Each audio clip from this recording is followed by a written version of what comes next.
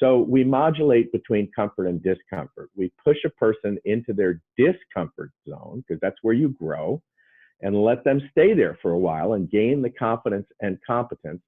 And once they start to get a little bit too comfortable, then we move them back out into discomfort. And that's the process by which a person learns how to high dive, but it's also the process by which you build backbone and learn how to do courageous things. Hi, I'm James Taylor, business creativity and innovation keynote speaker, and this is The Creative Life, a show dedicated to you, the creative.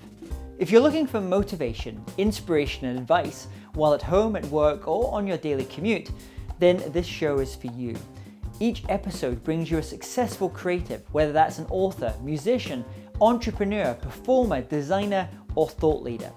They'll share with you their journey, their successes, their failures, their creative process, and much, much more. You'll find show notes for this episode, as well as free training on creativity, over at jamestaylor.me. Enjoy this episode. Hi, it's James Taylor, and today on the show I have Bill Treasurer. Bill Treasurer is the founder of Giant Leap Consulting and author of 5 books on courage and leadership, including the international bestseller, Courage Goes to Work. Bill has led over 1,000 leadership programs across the world for clients that include NASA, Saks Fifth Avenue, UBS Bank, and eBay. His latest book, co-authored with former US Navy SEAL John Havlik, is called The Leadership Killer: Reclaiming Humility in the Age of Arrogance. And in the book, Bill and John share insights from advising global organizations and leading elite military special operations teams to pinpoint precisely where good leaders go bad, and more importantly, how to recognize your own habits and become more effective and humble. It's my great pleasure to have Bill with us today. So welcome, Bill. James, I'm so looking forward to talking to you. So share with us all what's happening in your world at the moment. Oh, it's all good. I'm on the road today. I'm in Wilmington, North Carolina. I'm getting ready to work with a group of leaders from a software banking, a fintech company, actually, a financial technology company. And tomorrow the topic is courageous conversations and how to engage with one another more courageously.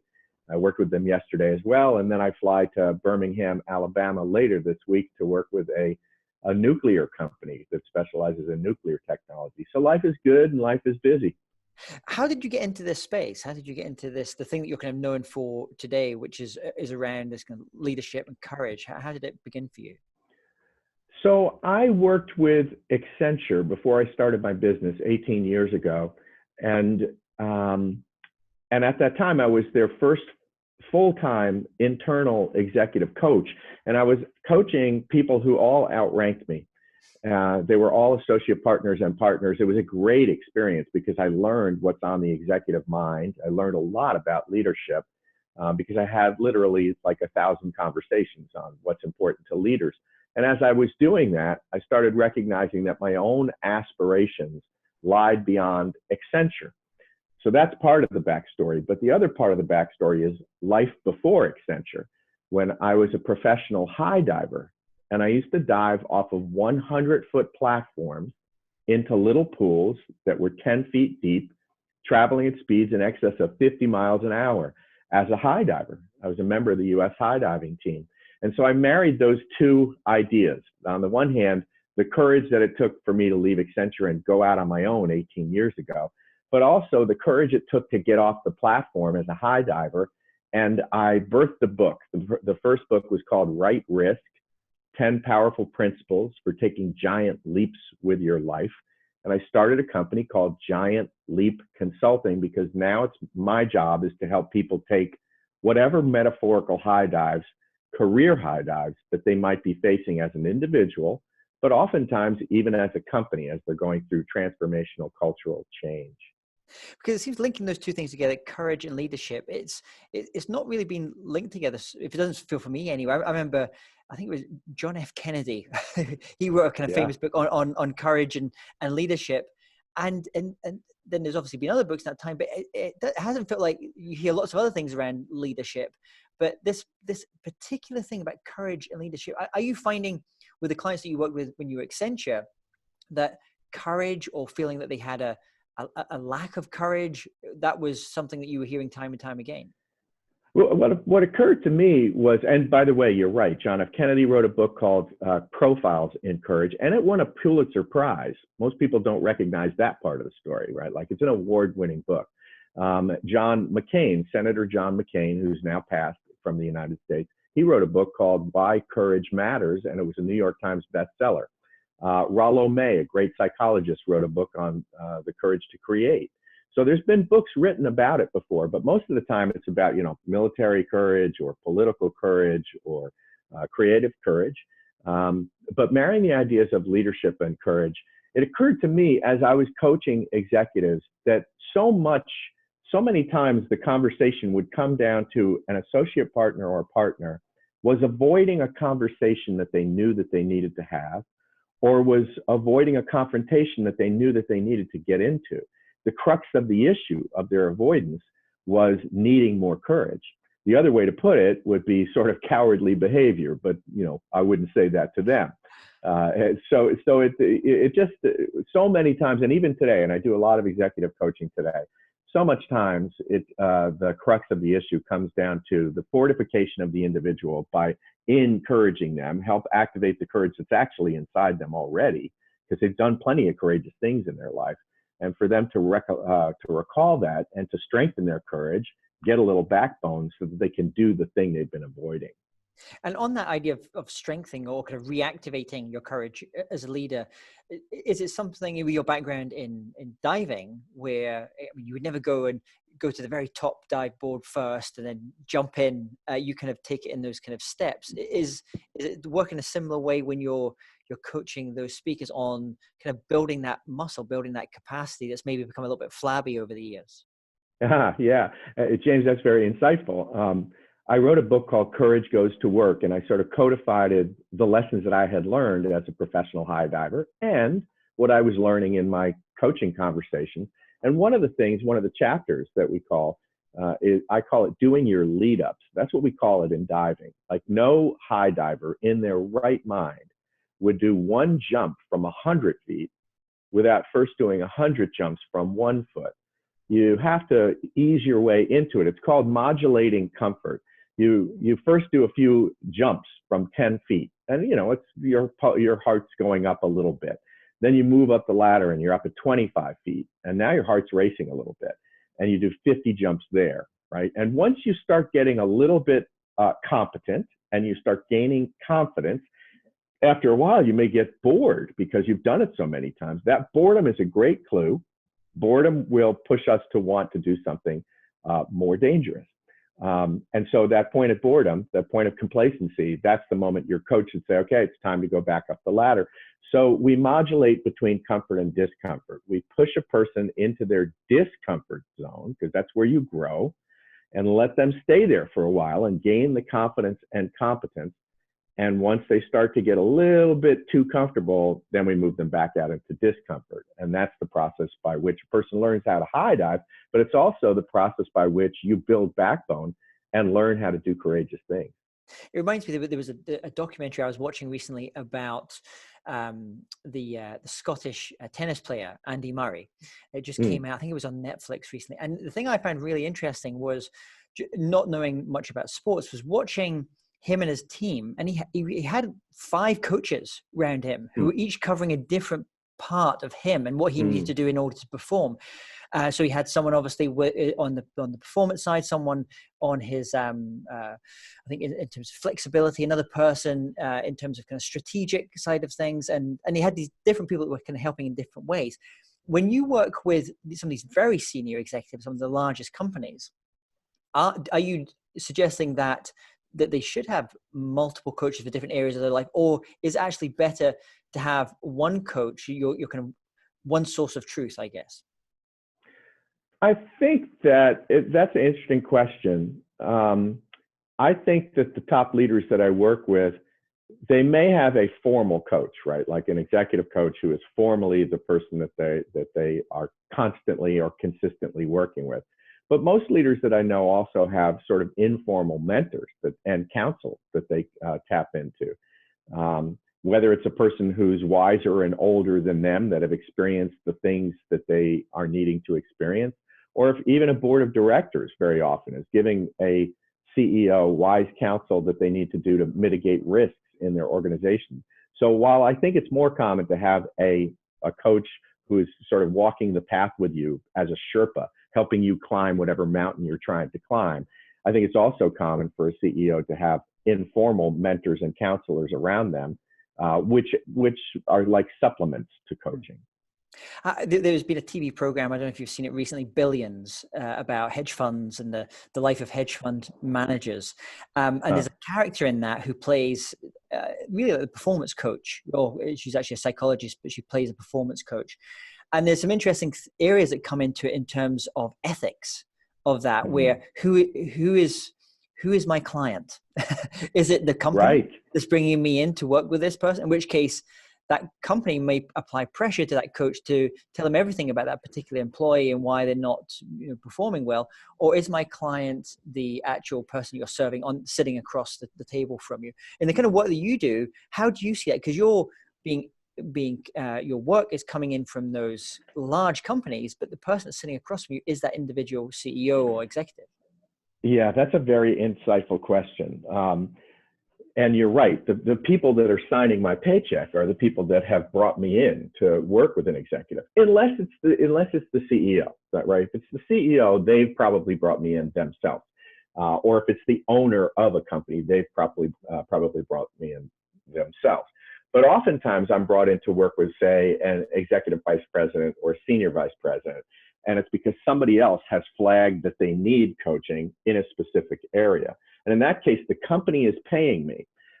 My agreement is always that I'm the advocate of the coachee, and I have to have protected confidentiality with the coachee. I will also agree with the coachee, listen, if there's some things that I think that you need by way of development, that it would be useful for the company to have knowledge of so that they can support you as well, then I will have the agreement with the coachee that I can feed that information back to the organization. I'll often meet with the senior executive's boss so that the three of us are in alignment about what they want this person to develop and how they want to grow. But what I won't allow myself to be is an excuse that for me to come in and have tough conversations that either their boss has been avoiding or I become a proxy for HR and having an HR conversation. I'm very clear up front that I'm not that. If there's something you're avoiding, don't use me as the excuse to have the conversation with your coachee, with this person. Don't hire me as a proxy for HR. Now that's frustrating though, James. I will tell you. It must be because that relationship that you have there's different elements. There's light and shade that's kind of going on there as well. Right. There, for example, there was a executive vice president who, in the course of our conversations, and this was over a period of time, it became evident that he was looking for another job. He had grown really dissatisfied with his current employer. The employer had hired me to be his coach. And that's a confidentiality situation. If it leaks out to the organization that this guy is actually looking, A, they're going to try to pull a save, and B, they might give him some sort of retribution. And me as a coach, they're going to be upset that I didn't feed it back to them so that they could have pulled a save. And that's exactly what happened. He left the organization, and the CEO called me. And I had a good relationship with the CEO. The CEO was like, Bill, why didn't you tell us? We could have, pulled the save. And I had to say, listen, to the CEO, in the same way that you and I have done coaching and I've protected the things that you've told me, I need to have that protected confidentiality so the person on the other side trusts me. What I can guarantee you is that I asked thoughtful questions in our coaching conversations. So this person made a decision that was right for his life. And you wouldn't have wanted him to stay if he still had those misgivings about the organization. So while it frustrates you that I didn't feed it back to you, on the other hand, everyone else who now sees me as a coach will know that I can be protected to hold confidences. And that's extremely important to coaching. It's almost like a sense of psychological safety in that way. It's exactly what it is. It's exactly what it is. It's preeminent to the coaching process is that you create psychological safety so that you are seen as a trusted person inside the organization not just for the coachee, but the peripheral people who might know that you are coaching this person need to know that you're not going to be a leaker who's secretly going back and back channeling the information that comes from one person and giving it to another. Now, your latest book, really arresting title, the Leadership Killer. So I have to ask, tell us about that title, where that what it's really about, and also you co-authored this book, and you didn't choose an academic to co-author this book with. You actually chose a former U.S. Navy SEAL, John Havlik. So tell me about the title, where that kind of came from, and the topic. Why do you want to cover this topic, and then why working with John? Why was that the person you wanted to write this with? Yeah, so I think I'll start there with John. You know, John and I were old college buddies. We had been on the swimming and diving team together at West Virginia University some 30 years ago. And we reconnected at an alumni event 25 years later. We go to a alumni event and I see John and we reconnect. And we reconnect over the idea of leadership, because John was a SEAL officer. He was a Navy SEAL and he was an officer. So he was in a leadership role. And then I was doing my work, working with leaders, as I have for the last 25 years. And so we bonded over the idea of leadership and started sending each other articles on leadership, and we'd have conversations and we'd send little texts.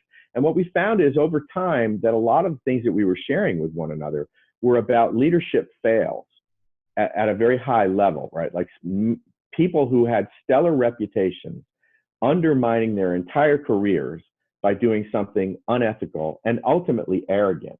And in our conversations, we first thought that there were going to be like a number of killers. But what we really centralized it is that when leadership is very seductive, and when you're in a leadership role and you have a certain degree of power, you can become seduced by that power. And over time, you become very insulated and you start to believe that you are above the rules.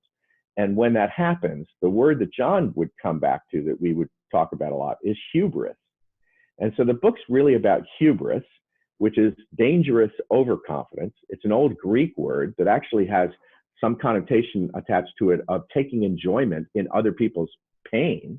And there's even a sexual connotation to it. And all this was happening during the Weinstein Me Too moment, when we were watching people, you know, again, of major reputation, decimate their entire careers and reputation by doing something unethical. And a lot of times it was sexual harassment, but not just that.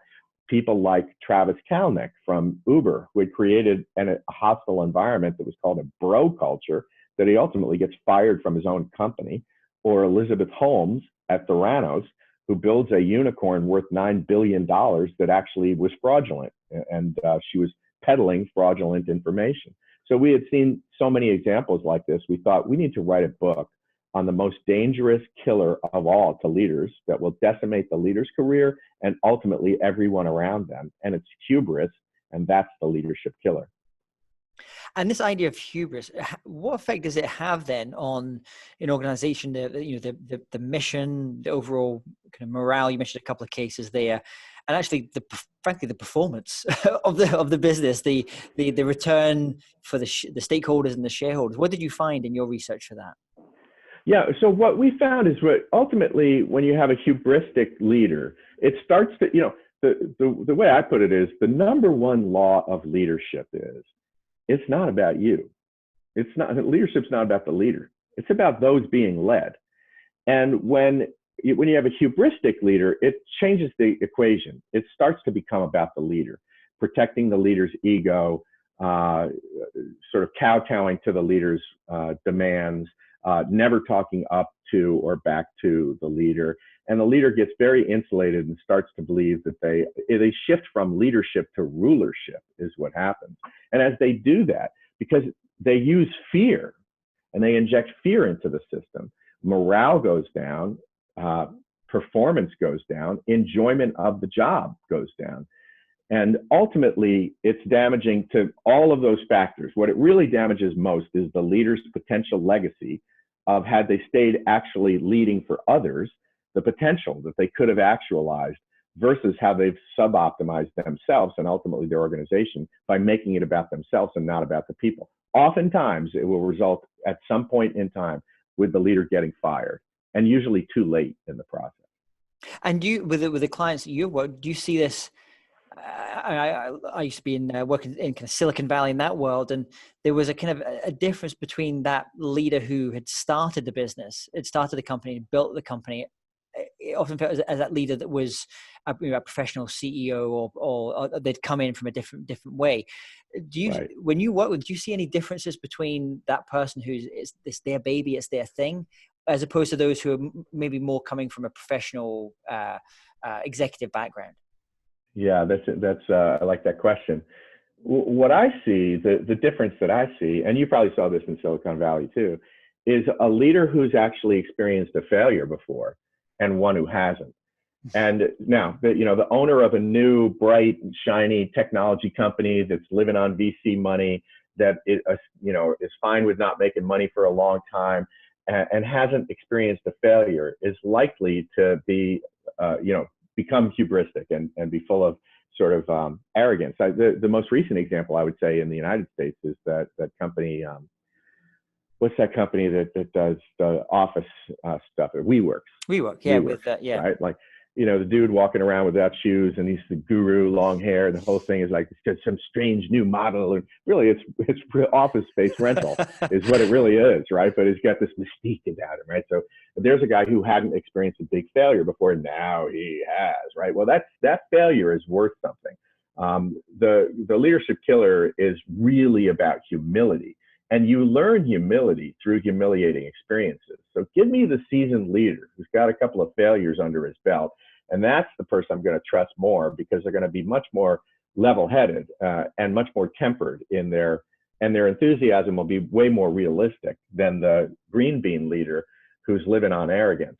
A friend of mine is a former baseball coach for the major leagues.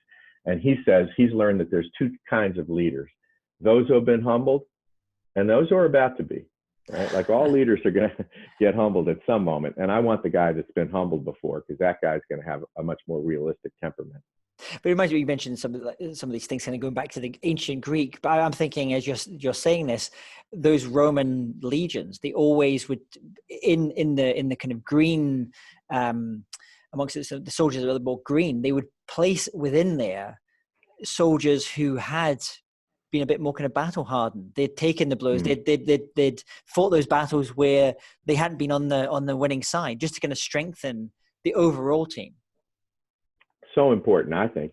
Last week I was up in Wisconsin working for one of my major clients. It's a $550 million specialty electrical company, and I've been working with them for 15 years. And it's cool because we got, there's new VPs in the room, and they're setting the strategy, and they're presenting to the senior executives in the room. And now they're part of the executive body.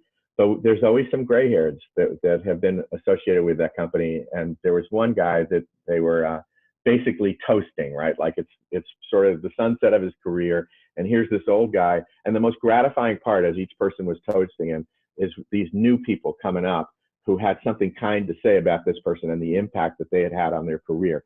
The greatest enjoyment for leadership, ultimately, when you're at that gray-haired stage of your own leadership career, is being able to point to the people that were under your tutelage at one point in time. That's an extremely satisfying experience.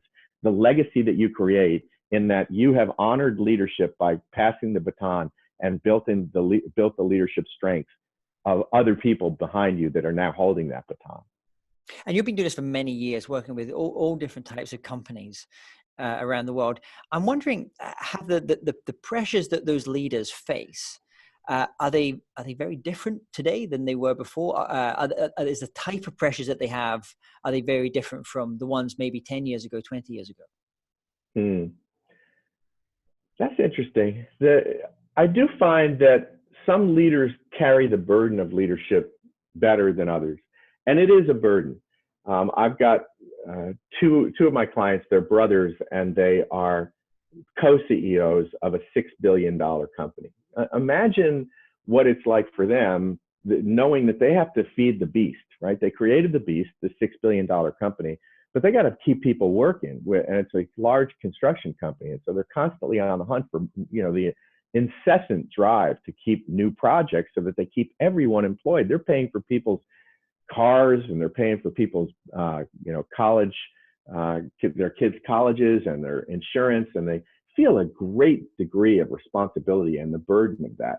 What I find, I think, with the new generation of leaders is they carry a different burden, somewhat different burden, in that those older kind of leaders that are older than me, and I'm 57 years old. They sort of made the decision that they were going to give more to work than they were going to give to their home life. Maybe they regretted that late in life, but that was the decision they made.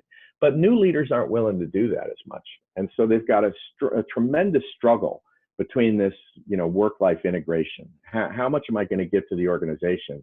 And what is the boundary that I'm going to set around myself that says no more? You've got the extraction out of me, but now I'm going to be, spending the time with my family and stuff. So there's more of a tension now, I think, for that. And then all the technological means that exacerbate that when you're trying to be present with your family, with your home time, with your downtime, but you're getting constantly interrupted because you've not set good boundaries, that it becomes permeable and everything still tries to get at you, even when you're away from the workplace. And as you've gone through your own journey as a thought leader on leadership, and the research that you've done, and the clients that you've worked with, has there been any kind of really important kind of aha moment in your journey, a time when you went, okay, this is the direction I really want to go with my work, or you just made a very important distinction that it's informed what you do today? Yeah, what happened for me, I guess, is that for one, I, like a lot of people, when you come out of graduate school, you've got a notion of this is how it should be. This is the leadership ideal. And then you get into the workplace and you realize that the ideals have to be tempered with practical realities. And so for me, I used to believe when I first got in the workplace that this is what a leader should do. But then I remember I had a conversation with a VP once, and I said, we were talking about how leadership is hard. And I said, why do you think leadership is hard? And he said, well, Bill, it's all different. And I said, what do you mean? He says, well, I've got to be this person for this person in order to motivate them. But I have to shift my behavior and be somebody else for this person over here to motivate them. And guess what? I'm not actually either one of those people that I'm having to be for those people to motivate. So I'm having to be somewhat inauthentic. And I thought of that, and it was intriguing to me that leadership is all different. There is no one best way. And it's okay if a person is a dominant and directive leader. And it's okay if a person's not a dominant directive leader. What matters is, are they able to get the performance out of the people that they are inspiring? And sometimes they're having to shift from authentic, behavior, this is who I am. And sometimes they have to be in a role and having to pretend to be something that they're not. So leadership is all different. I guess my ideals have been tempered by the practical reality of the workplace. Now, just some quick fire questions as we start to finish up here, Bill. I would love to know, do you have any online resources or tools or mobile apps like Evernote, for example, you find very useful for the work you do, kind of working with all these different companies and just kind of informing yourself as a thought leader? I use Notes. I do use Notes from Microsoft, and I find it's helpful. I love the technology. Like today, you and I are talking on Zoom. I'm a Zoom client. I use Zoom for my executive coaching so that I can actually see people that I'm coaching with. It's great. I can record things and such. I think more powerfully, more recently, vlogs, right? So creating video blogs is useful because a lot of people don't read emails much anymore, but they like the interactivity that a vlog, suggests. So I use that. And then, I like offbeat kind of leadership resources. People will ask me, what's my favorite leadership book? And one of my all-time favorite leadership books is not one that you've ever heard of. All CEOs are going to point to good to great. That's a really great book on leadership. And it's a good book on leadership. Terrific. But I like this book called Obedience to Authority. And it was written by Stanley Milgram, who did the famous shock studies. And it just shows you how quickly and easily people capitulate to authority figures who are asking them to do unethical things. That book had a huge impact on me. So I like the offbeat. Ralph Waldo Emerson wrote a masterpiece, an essay called Self-Reliance. I think that's one of the most brilliant pieces of literature I've ever read, but it's not one that I was given in my leadership studies. So I like the offbeat stuff. And what about, it's like, talking about offbeat, what about music? What is there one album that if you were to recommend to our listeners that kind of gets you, inspires you, or kind of gets you going, or is maybe what was that music that you used before you kind of, when you in your diving career, that you kind of listened to kind of get you in the zone perhaps? Yeah, so as somebody who writes about courage and such, there's definitely a rebel in me, right? Like there's a fist inside my heart that raises itself to the air, and I like there's two things that I like. One is I love a lot of U2 music. It's anthem music. It stands for something. It sort of compels us into being a better person. I love the hopefulness, right? They write a song called "Beautiful Day," for example, right? And The Search, I still haven't found what I'm looking for. There's a lot of U2 music that I like, but I also like a little dangerous music. I like music with a little menace attached to it. Maybe it's the rebel in me, but like, the Rolling Stones, give me some sympathy for the devil and I'm going to rock out. I thought you were going to say living in North Carolina. I thought you were going to say my namesake, James Taylor, because I believe if you're Carolina, you have to like James Taylor, I'm told. Oh, well, I have to tell you I'll give you one of my quick stories about James Taylor that I just love. And you mentioned you had recently been to Chapel Hill. That's where he grew up. And James Taylor, I read an interview with him, and I think it was really just a beautiful thing, the way he said it. He said what he misses about the old days is that you used to be able to take long walks and have long thoughts. And I thought that was a beautiful way to put it, that you could go on a sauntering long walk, thinking and mulling over something, and do it all the way to the conclusion where it helped you learn some insight. But today we're so damn distracted and we want our information so immediate that we don't go on long walks and have enough long thoughts anymore. So on that note, I'm going to have you imagine you wake up tomorrow morning and you're going to have to start from scratch. I'm going to let you go on one of those long walks to have those long thoughts. So you've got all the tools of your trade, all the knowledge you've acquired over the years, but no one knows you. You know no one. What would you do? How would you restart things? I would definitely spend a good deal of those 7 days in reflection, right? The first place I would start is prayer. And I don't say that as some religious fanatic, but I'm definitely a spiritual person. And I believe that there's inner wisdom inside each individual. And the best way to tap into that inner wisdom is through prayer and, what I call a higher power, and sort of connecting to that. So I'd start with that place. I would definitely go on a long sauntering walk. I might cloister. I like to, I've rented cabins in the past when I'm writing a book, sometimes for multiple weeks.